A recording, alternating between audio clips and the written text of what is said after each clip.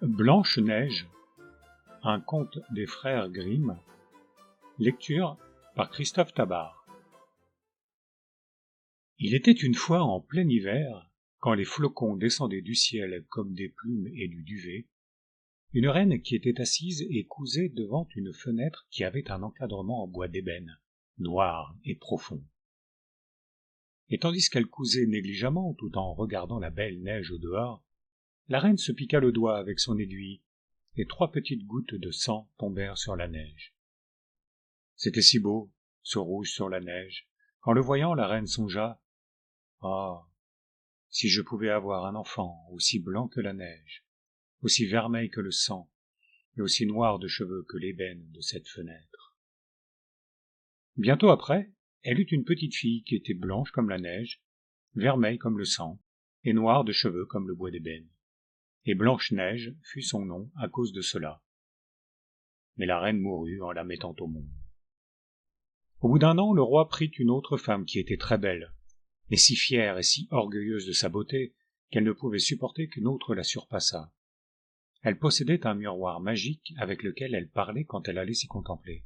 « Miroir, gentil miroir, dis-moi, dans le royaume, qui est la femme la plus belle ?» Et le miroir lui répondait « Vous êtes la plus belle du pays, madame. » Alors la reine était contente, car elle savait que le miroir disait la vérité. Blanche-Neige cependant grandissait peu à peu et devenait toujours plus belle.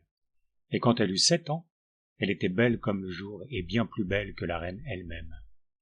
Et quand la reine un jour questionna son miroir, « Miroir, gentil miroir, dis-moi dans le royaume, quelle est de toutes la plus belle ?» Le miroir répondit, « Dame la reine, ici vous êtes la plus belle, mais Blanche-Neige l'est 1000 fois plus que vous. » La reine sursauta et devint jaune, puis verte de jalousie. À partir de cette heure-là, elle ne pouvait plus voir Blanche-Neige sans que le cœur lui chavirât dans la poitrine tant elle la haïssait. L'orgueil poussa dans son cœur, avec la jalousie, comme pousse la mauvaise herbe, ne lui laissant aucun repos, ni de jour, ni de nuit. Elle appela un chasseur et lui dit « Tu vas prendre l'enfant et l'emmener au loin dans la forêt. Je ne veux plus la voir devant mes yeux. Tu la tueras, et tu me rapporteras son foie et ses poumons en témoignage. » Le chasseur obéit et emmena l'enfant, mais quand il tira son couteau de chasse pour plonger dans le cœur innocent de Blanche-Neige, elle se prit à pleurer et lui dit « Ah, laisse-moi la vie sauve, mon bon chasseur, je m'enfuirai à travers bois et ne reparaîtrai jamais. » Elle était si belle que le chasseur s'apitoya et lui dit « Sauve-toi, ma pauvre petite. » Il était certain, au-dedans de lui-même, que les bêtes sauvages auraient tôt fait de la dévorer, mais il n'en avait pas moins le cœur soulagé d'un gros poids en évitant ainsi de la tuer de sa main. Et comme un marcassin passait par là, il l'abattit et le dépouilla, rapportant son foie et ses poumons à la reine, en guise de preuve. Il fallut que le cuisinier les mit au sel et les fit cuire, après quoi la mauvaise femme les mangea, en croyant se repaître du foie et des poumons de Blanche-Neige. Dans la vaste forêt, la malheureuse fillette était désespérément seule, et tellement apeurée qu'elle regardait, pour ainsi dire, derrière chaque feuille sur les arbres, ne sachant que faire ni que devenir. Elle commença à courir, s'écorchant aux épines et sur les pierres pointues, voyant sauter devant elle les bêtes sauvages qui venaient la frôler, mais qui ne lui faisaient pas de mal. Tant que ses petits pieds voulurent bien la porter, elle courut ainsi droit devant, et quand tomba la nuit, n'en pouvant plus, elle eut la chance de voir une toute petite maison où elle entra pour se reposer.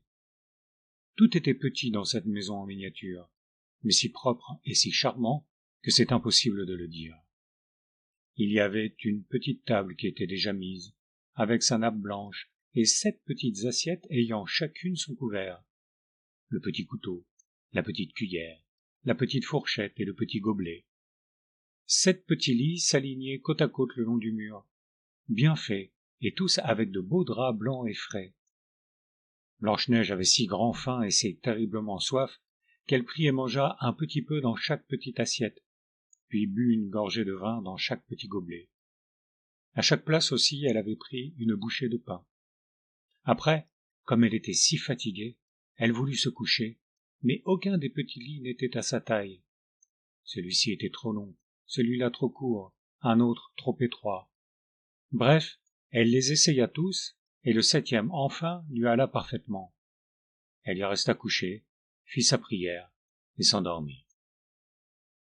Les maîtres du logis ne rentrèrent chez eux que lorsqu'il faisait déjà nuit noire, et c'étaient les 7 nains qui piochent et creusent les montagnes pour trouver les filons de minerai.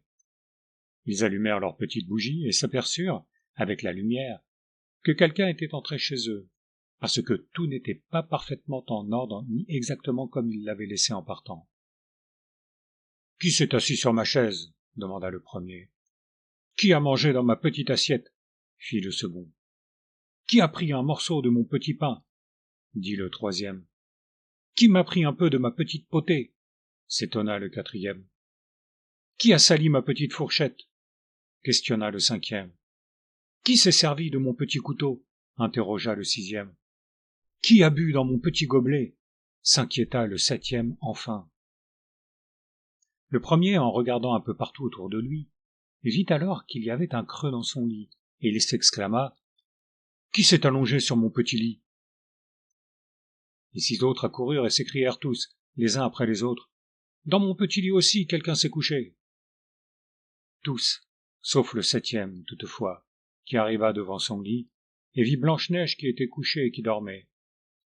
Il appela les autres qui galopèrent jusque-là, et poussèrent des cris de surprise et d'admiration, élevant haut leurs petits bougeoirs pour éclairer Blanche-Neige.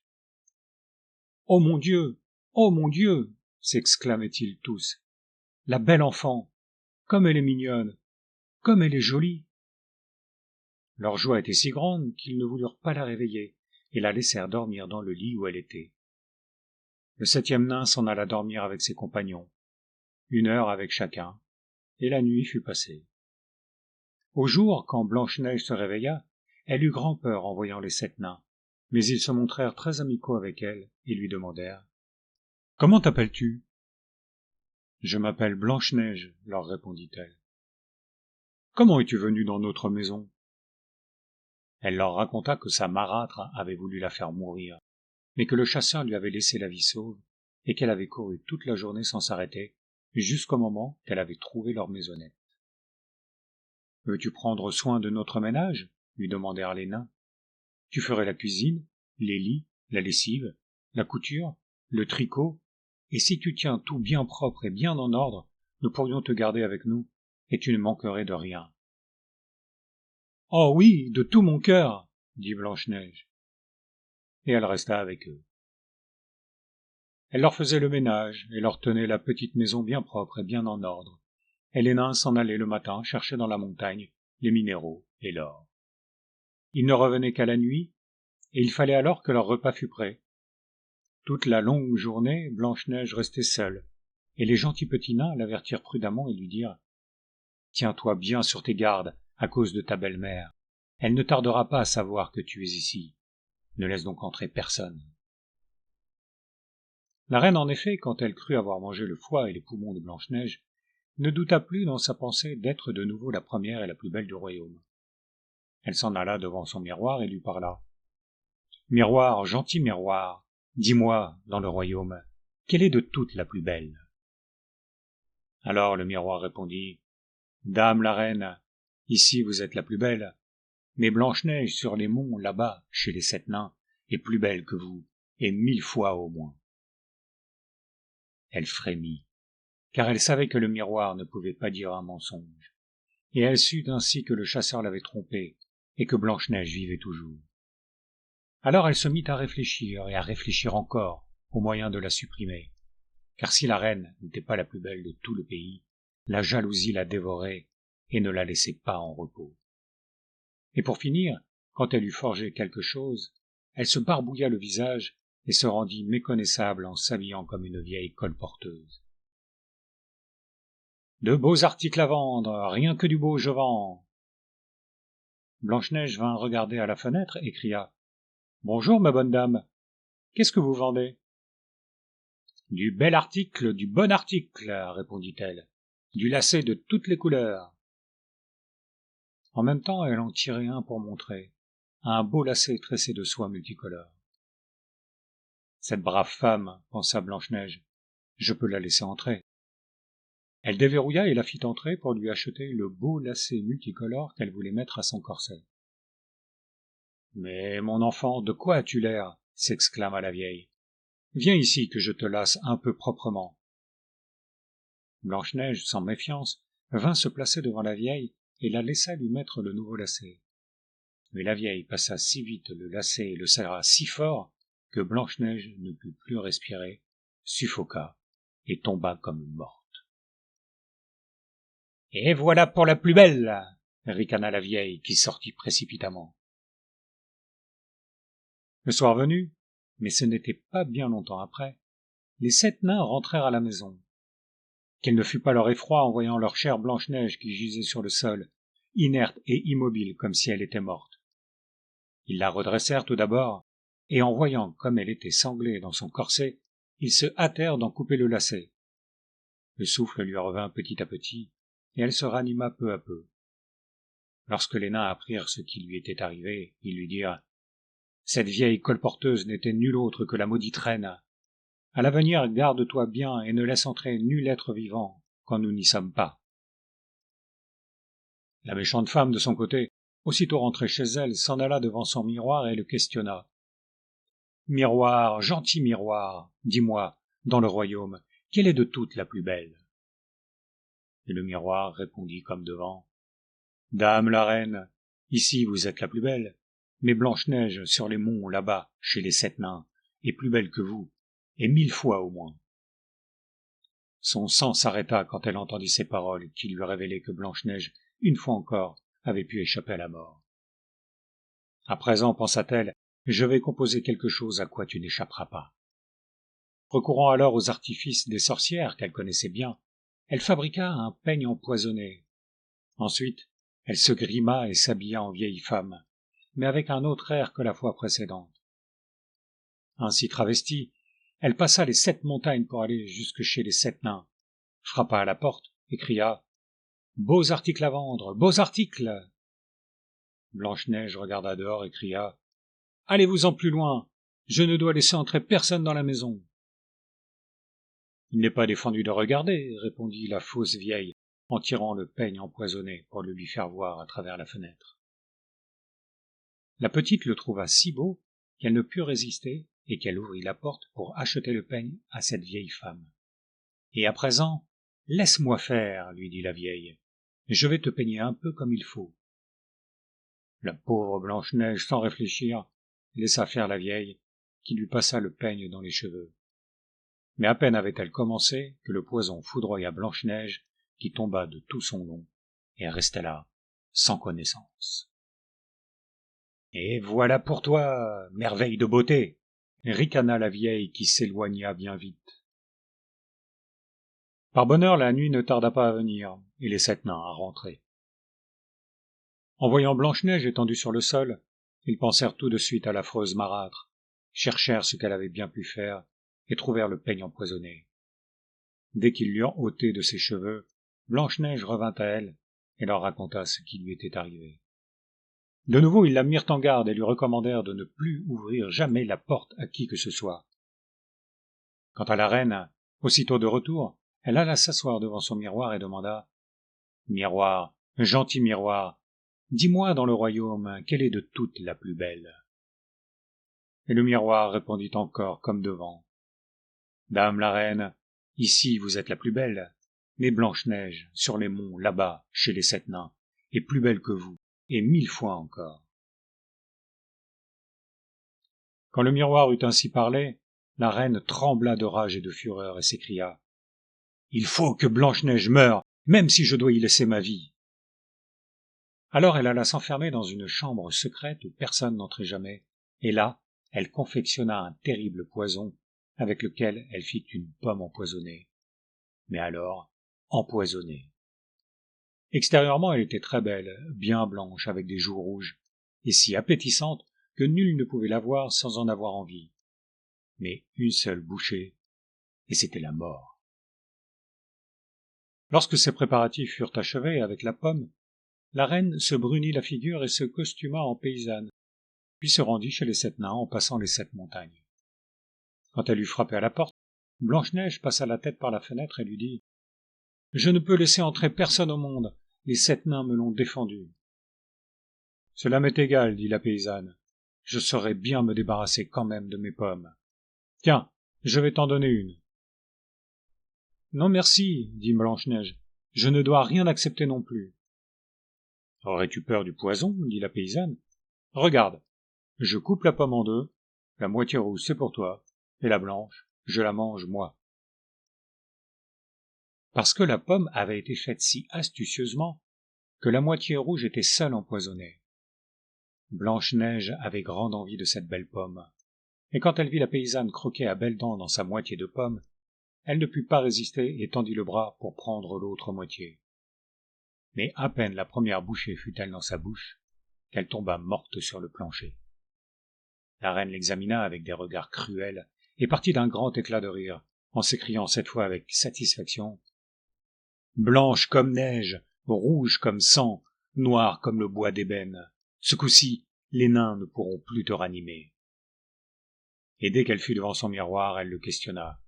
« Miroir, gentil miroir, dis-moi dans le royaume, quelle est de toutes la plus belle ?» Alors, et enfin, le miroir répondit « Vous êtes la plus belle du pays, madame. » Et là son cœur envieux fut apaisé autant que peut être apaisé un cœur envieux. Les nains, quand ils revinrent le soir à la maison, trouvèrent Blanche-Neige étendue sur le plancher. Mais cette fois, elle n'avait plus de souffle, et elle était vraiment morte. Ils la relevèrent, ils cherchèrent bien partout s'ils ne trouvaient pas quelque chose d'empoisonné. Ils lui défirent son corset, ils peignèrent ses cheveux, ils la lavèrent avec de l'eau, puis avec du vin, mais rien de tout cela n'y fit. Morte elle était, la chère petite, et morte elle resta. Ils la couchèrent sur une civière, et tous les 7 ils restèrent à côté et la pleurèrent pendant 3 jours.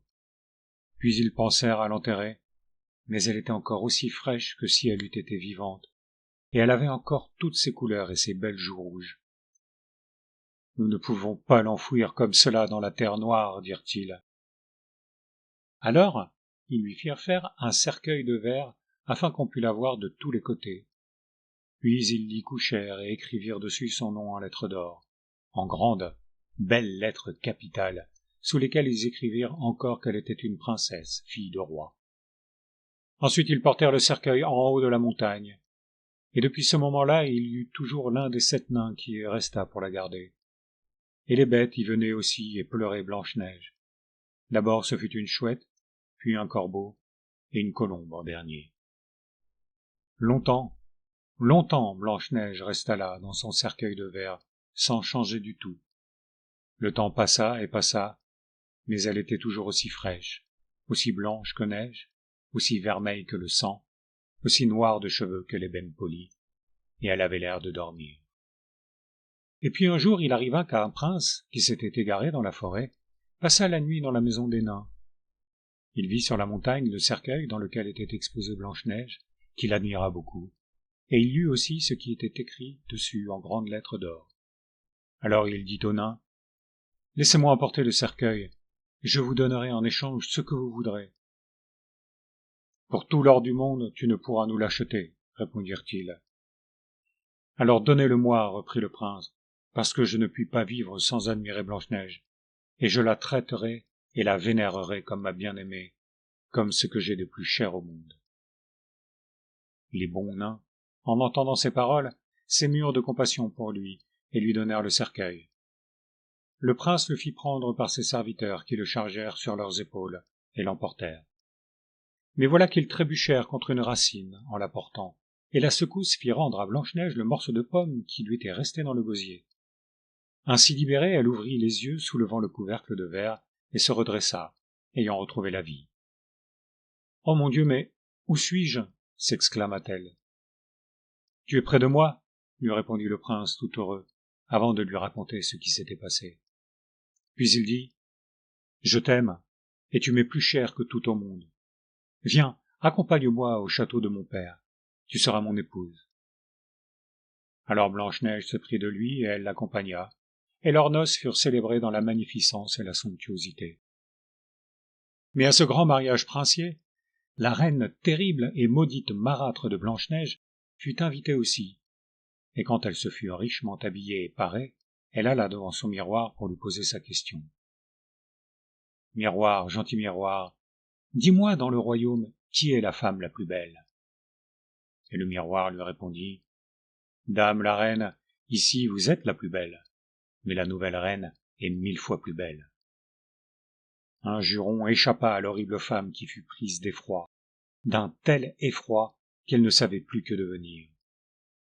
Pour commencer, son idée fut de ne pas aller du tout aux fêtes du mariage, mais elle ne put y tenir, et il fallut qu'elle y allât, dévorée par la jalousie pour voir cette jeune reine. Lorsqu'elle fit son entrée, elle reconnut immédiatement Blanche-Neige, et la peur qu'elle en eût la cloua sur place. Sa terreur l'empêcha de bouger. Mais on lui avait préparé des souliers de fer qui étaient sur le feu, à rougir. On les lui apporta avec des tenailles, et on les mit devant elle, l'obligeant à s'en chausser et à danser dans ses escarpins de fer rouge jusqu'à sa mort, qui suivit bientôt.